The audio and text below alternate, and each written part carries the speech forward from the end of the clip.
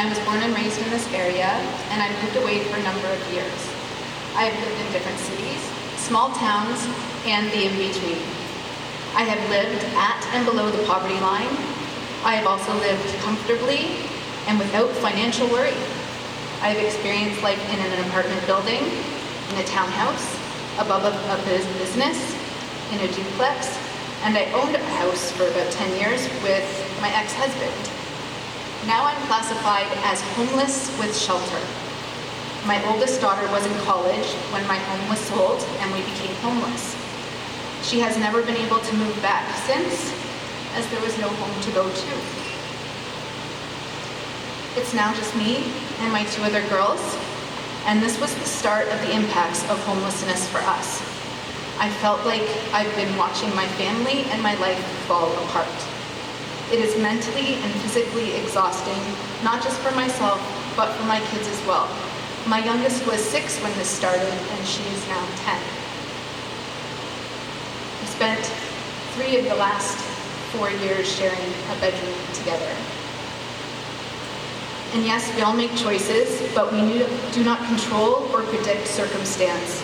In life, there are so many moving parts that are so different for everyone. Ignorance of the situation will help no one, so let's educate ourselves and we'll have a better understanding for all conditions. We create conditions as a society and as a community, and we need to hear how this affects everyone. Too many people and families are being overlooked and not given any space in community. It feels like you're excluded. Lots of homeless people have diplomas and degrees, and if no one is creating opportunity, then there isn't anything for them to grab onto. I have been looking for a home for over 4 years. I have been in bidding wars. I have filled out numerous rental applications all across Ontario. I have offered a year's rent paid full up front with a co-signer who makes over 6 figures, and I had a full-time job. I have a diploma with an architectural background, and I still cannot find a home. You end up feeling like you're waiting to live your life. There's nothing when you don't have space. The height of rental rates is terrifying and not attainable for many. I would never qualify for a mortgage set at the rates that rent is at, and yet people are allowed to be able to ask this of people. It just blows my mind.